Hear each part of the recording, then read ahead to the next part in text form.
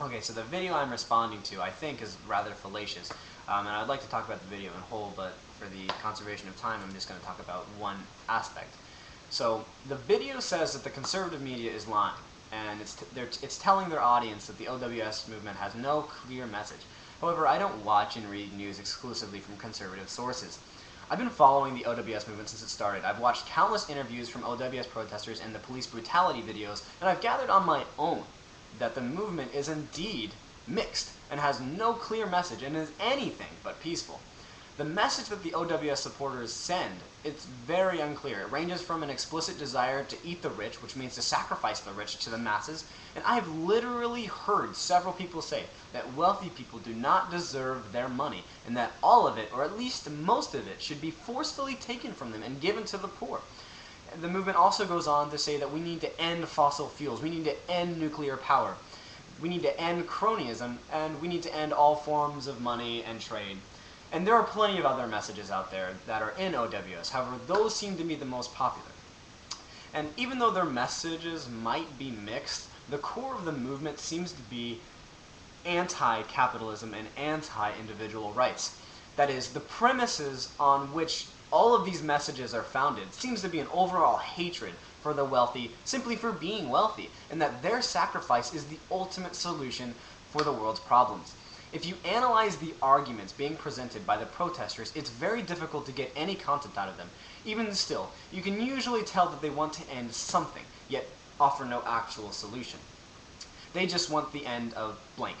And they have no idea what they would replace it with. They just claim to know that the end of whatever it is that they hate will bring about the cure to all of their ailments.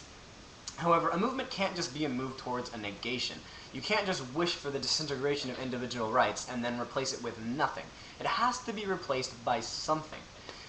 Usually it's diametric institution, which in this case would be an institution that protects the ruling elite class and bars the slave class from any kind of protection. The one legitimate sentiment of the OWS movement I can associate with is the desire to end cronyism. However, their means of achieving that end is simply wrong. Protesting is fine, though I think speeches, debates, and essays are a much better means of convincing people of your views. But a lot of what the OWS protesters are doing is vandalism and infringement on others' rights. You can't just smash windows, spray paint buildings, barricade doors, not allowing those inside to exit and those who have the right to enter from entering, and claim that it's a peaceful form of protest. A lot of the actions taken by the protesters is not protest. It's clear assault in the broadest sense, and the police brutality that ensues because of it is merely the proper consequence. If you use force to deny me access to my place of work, or to deny me the right to exit, which is infringement on so many levels, then my proper response would be self-defense.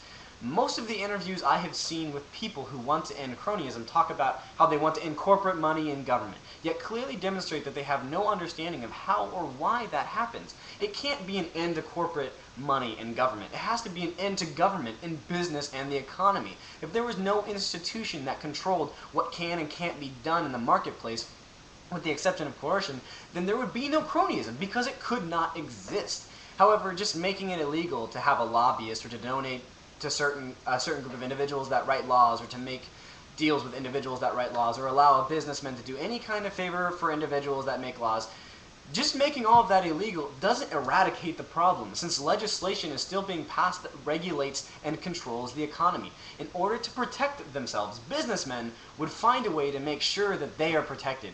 They would make sure that their money got into the hands of the ones writing the laws, so they wouldn't get eaten alive by regulation. Making it illegal to do so wouldn't stop the problem. It would just invite more thuggery into the system. You have to eradicate the source, and the source is regulation.